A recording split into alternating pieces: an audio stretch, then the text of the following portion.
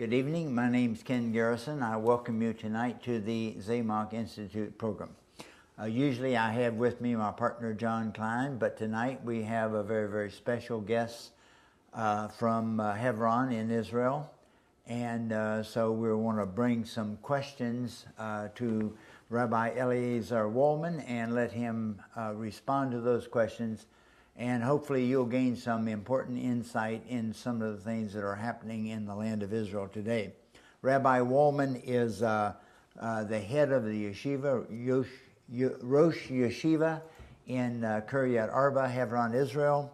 He's a former member of the Israeli Knesset and is really the inspirational leader of the communities of Judea and Samaria, the settlements in the heartland of Israel. What we would look at as the real heart of what I would call the faith movement within Israel. We welcome you tonight, Rabbi Waldman, to the Zamok program. It's always a pleasure to be with you. It's a real honor for us to have you sharing with us and with the folks that will be watching our program tonight. I mentioned the communities of Judea and Samaria, the heartland of Israel itself. That's what I refer to it as. What do you feel is the importance of the settlement communities in this heartland of Israel, in Judea and Samaria? Well, let's begin with something that is really open to anyone to understand, and that's the security of Israel. Most of the Israeli population lives on the coastal plain between Ashkelon in the south and Hadera and then Haifa in the north. And that population is concentrated on a small strip of land, which in some places is only 8 kilometers wide. And the Jews living in Judea and Samaria, on the hills of Judea and Samaria, are overlooking the coastal plain. If we wouldn't be there, Arab terror would be on those hills and easily attack and kill people, and just for instance, prevent planes, the air traffic from Lud, which is the Israeli International Airport, which is also on the coastal plain. But that's with regards to security. If I may, I'd like to speak about something even deeper and more important, if we can say, and that's the soul of the matter, and that is the Zionist goal, which we see has a divine dimension of our God, the God of Israel, bringing us back home, renewing Jewish life in ancient Israel, Jewish culture, Jewish faith, finding its place, its natural place, where our forefathers lived, where our kings ruled, where our prophets prophesied. And this all was in the hills of Judea and Samaria, in Yerushalayim, Jerusalem and Hebron, Shechem, Beit El and Shiloh. And this is the true spirit of the meaning of the return of the Jews to their natural and more complete life. That's the essence of the Jews living in Judea and Samaria. So the ingathering wouldn't be complete if there wasn't Jewish homes established throughout the mountains of Judea and Samaria then. You just kind of got to the perimeter when you settled in Tel Aviv. Certainly, that's what we felt before 1967, before the God of Israel, as a surprise, brought us to such a situation where we were threatened by the leader of Egypt to be thrown into the sea, and we had to mobilize and defend ourselves, and our God brought us back to the heartland of Israel, to Judea and Samaria. Coming up to that 6-day war, I mean, people look back at it today and think of it as they fail to see the awesome threat that you faced at that time. From the standpoint of being there at that time, it must have felt like there was an overwhelming threat to the nation itself, with all the Arab nations under. I think that was called the United Arab Republic at the time, was it not? Yes, Egypt and Syria. Yeah. And Jordan. Of course, this was a very tangible threat. That's how we all felt then. We were ordered to dig foxholes near our home. Yes. There were no shelters there. There was a fear of an aerial attack on the Jewish civilian population. Thank God that we now control the hills of Judea and Samaria, right, and can protect all of the people of Israel from there. Yeah. Continuing in the same theme, I know in reading histories of the early years of the State of Israel, that the primary or the real elite leadership for the Israeli Defense Forces came out of the kibbutzim. I understand today that the real elite leadership now is coming out of the yeshivot, like the one that you lead. Is that true? And if so, what's the implication for the future of Israel? That certainly is true to a great extent, and it's a very interesting phenomena, this process. Unfortunately, the third and fourth and fifth generations of the Jewish people in Israel, after the first pioneers came to Israel more than 100 years ago, and these pioneers, most of them were not observant Jews, not Jews of faith in God, so to speak, although they did have great faith in the eternity in Israel and were devoted to building the country and defending the country.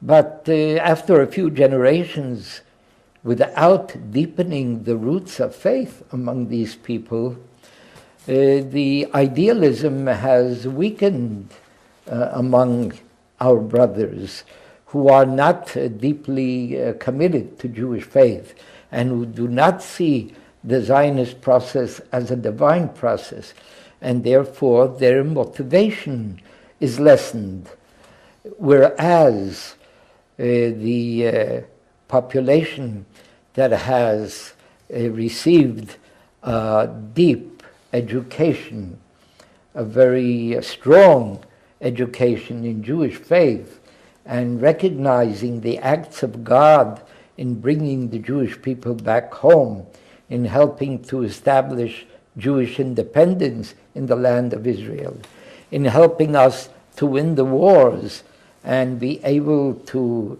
renew Jewish life in all the areas of Israel. This youth, with a deep commitment, a strong commitment to Jewish faith, they are the best motivated soldiers under any conditions, and do not become tired of having to fight, of having to struggle against the terror that wants to uproot us from our homeland, whereas others, unfortunately, are getting tired. And as our Prime Minister, Mr. Olmert, in a speech a few years ago in the United States, he stated and said openly, wasn't ashamed to say it, we are tired of fighting, we are tired of being heroes, we are tired of standing up against our enemies, of being victorious. That's what he said. And I must say, I said it then.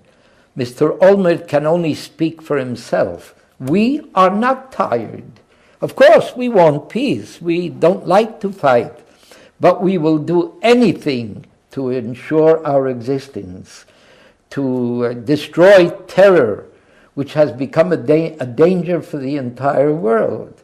And our youth in our yeshivot, in our institutions of Jewish learning, of Jewish faith, of Jewish tradition, these are the future leaders of the Jewish people who will stand up against terror and are willing to fight.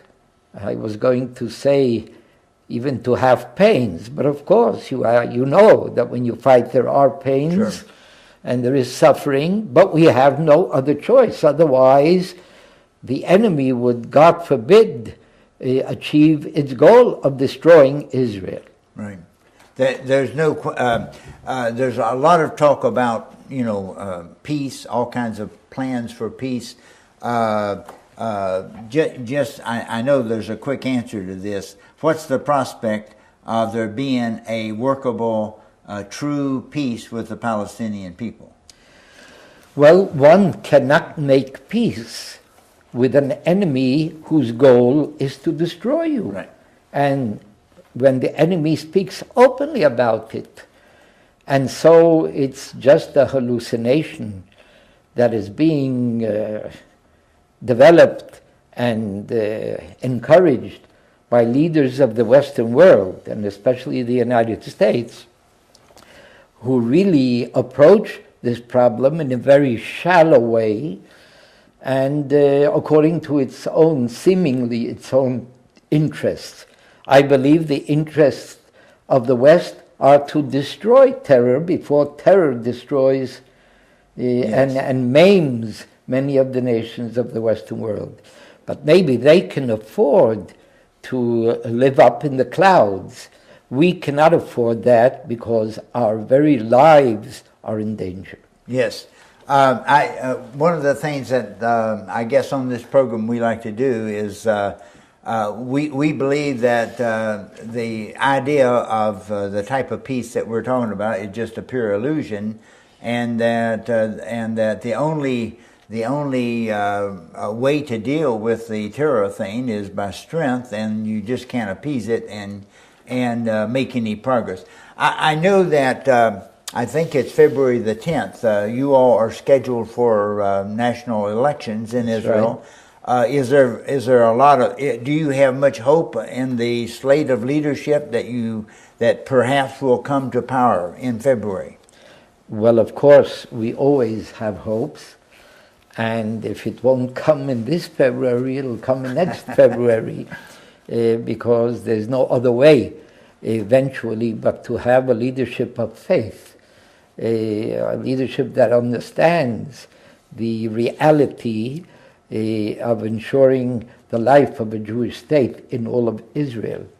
But even in this February, there is a chance that if the Likud party is victorious, and if their leaders understand the situation and will change entirely the policy of giving up land for what others call for peace, and understand that giving up land, and we've experienced this in the last years, giving up land, meaning yielding to Arab terror, only stimulates more terror, only brings the enemy to understand that we are weak, and that, of course, endangers us even more. It certainly does not bring peace.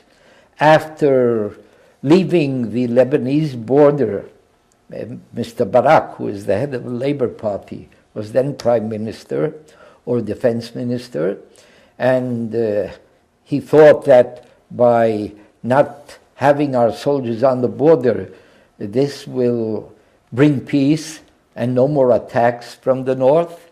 And we know what happened as a result. We know what happened in the Second Lebanese War. We know how the Hezbollah, this terrorist organization, commanded by the leaders of Iran, how they armed themselves with all the rockets, and then these rockets were fired on Israeli towns and cities in the north. And of course, the crime by an Israeli government of uprooting the Jewish communities near Gaza, in Gush Katif, which was supposed to bring an end to terror and rockets from Gaza, it only intensified the firing of rockets. And towns and cities in the south are in danger and have to sleep in bunkers or shelters. The only way to fight an enemy that wants to destroy you is to go about it with strength, to destroy them, and to create a deterrent force that they won't dare to strike against us anymore. And especially to understand that we have not conquered any foreign land or foreign territory. We've just come back home to the heartland of our homeland, of our country, of Israel. And our only purpose is to bring back Jewish life. And the goal of bringing back Jewish life is to bring a blessing to everyone around us who is interested in a blessing and a real peace. Peace cannot be promised by terrorists whose goal is destruction. Peace can only be promised by people who only build and create, and that's what we are doing. Amen. I know, obviously, in the United States, we're about to have a new administration here. What do you, from an Israeli perspective, do you have any expectations or fears, let's say, of a new Obama administration? I can only say, and maybe I should say, advise, although he's not asking for my advice. He hasn't inquired. No, not yet. And I do hope that he opens his eyes to recognize the goals of international terror and recognize the goals of the terror of Hamas, a terrorist organization which really controls the Palestinians in our area, and understands that only a strong Israel, which is the only ally, true ally of the United States, of the ideals of democracy and the ideals of an independent country. Israel has to be strengthened and not weakened by pressure put upon it to yield parts of Israel to Arab terror, which will only weaken us, God forbid. And only this will help America to come back to its position as a leader of the democratic world. America has been weakened more so by yielding and compromising with terror and by pressuring Israel to compromise. Of course, I hope our leadership will take a strong stand and not yield even to the pressure of the United States of America. Related to this question, I know that all the reports I read is that Iran is now on the brink of having developed nuclear capabilities. It already has demonstrated missile capability. Do you anticipate a direct assault by Iran with nuclear weapons, let's say, upon the state of Israel?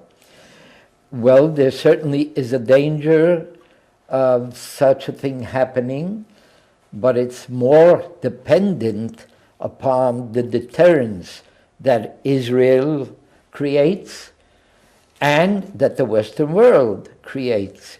The Western world is stuttering, is not having any clear policy, and that international committee for limiting the spread of atomic energy, I don't remember the name of the chairman of that committee, but certainly El-Baradi, I think. El-Baradi, he's just a joke. Mm-hmm. And And Iran understands the weakness of that committee and the weakness of the Western world. And so Iran is going forward with the plans. And it is a danger not only to Israel, but to the entire Western world. And we have to prevent that from coming to be and create a deterrent to that. I think you mentioned yesterday, I don't know if it's our meeting or privately when we were discussing, that you felt that the Arab world itself, the Muslim world itself, was terrified of Iran and the prospect of the Iranians developing that type of capability. Do you think the Shiite leadership of Iran will use that, for example, to intimidate and bring the whole Muslim world under their authority? Well, they are doing it at the present, especially Saudi Arabia and Egypt are certainly afraid of the consequences of atomic power being in the hands of Iran. And Iran is playing on their feelings and their weaknesses with regards to standing up against Israel and having a complete Muslim front. And they are yielding and they are pacifying Iran on that matter, just as the United States has been pacifying, and France and other countries. No one has the courage to stand up and fight evil. I even have a concern, if not a fear, that we are almost in the same situation that the Western world was when the danger of Hitler came to fore and was revealed, and people thought that by pacifying Hitler and yielding to him more and more, he will be satisfied finally and won't go ahead with his plans, which he spoke about openly and wrote about his plans openly. And today one just has to open his eyes. And therefore, the leaders of the world have to awaken. Certainly our leaders have to open their eyes and understand their responsibility, at least for the protection of the Jewish people in Israel. Yes. I know you wrote an article just recently concerning the terror attack that happened a week or so ago in India. Now, I understand that I think something like 200 people were killed in this incident that stretched on for 3 or 4 days.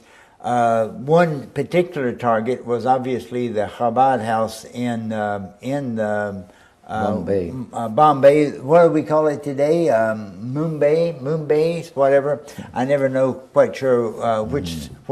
When I first saw that, I wondered what town is that we're talking about. At any rate, now I read also, and I haven't read details about this, but that in the Chabad house, the Jews that were killed there were not only killed, but they were tortured in the process. How do you feel perhaps the weakness of Israeli leadership contributed to that?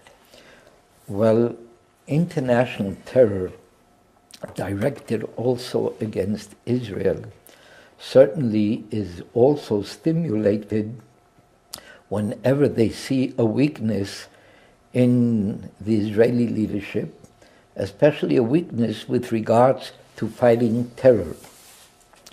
And since there is such a weakness in Israel for quite a few years now, how can a responsible government allow rockets to be fired at its towns and cities and just do nothing about it?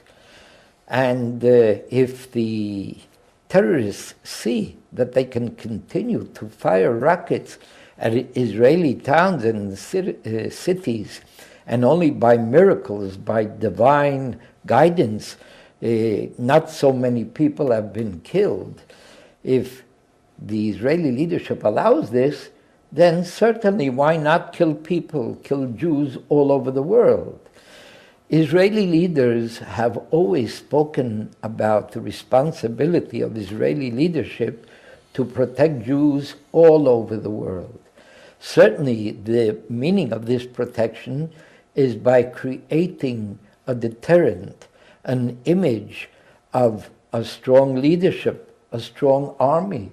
And just as it was proven by the Entebbe operation, rescuing a plane that had Jewish hostages held by Arab terrorists in Uganda, this proved the responsibility of the Israeli government.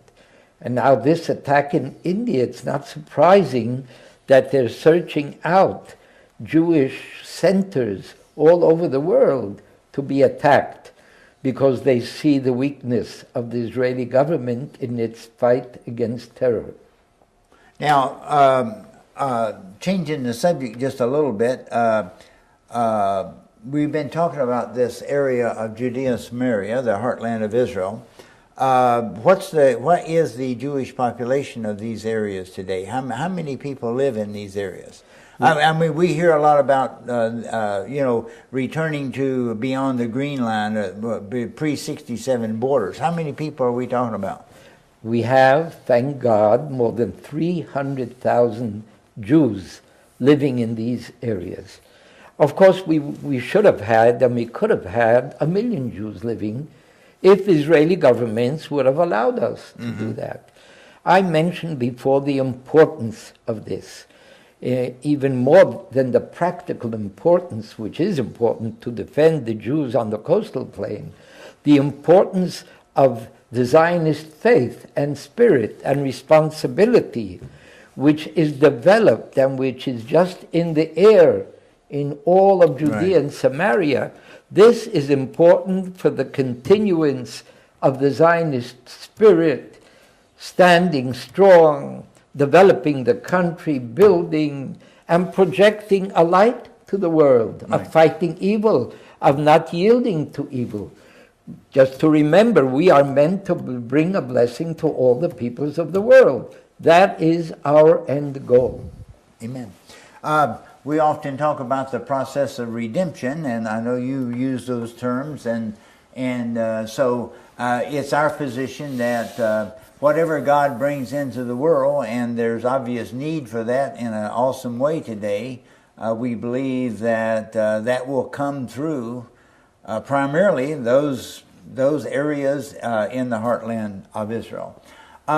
That's our program for tonight. We're running out of time. I just want to invite you to join me. Our group has been working for the last few years in one of those communities in the Samaria by the name of Keramim. We would invite you to help join us in supporting that activity. Give us a call and we'll explain to you how you can do that. That's our program for tonight. Shalom.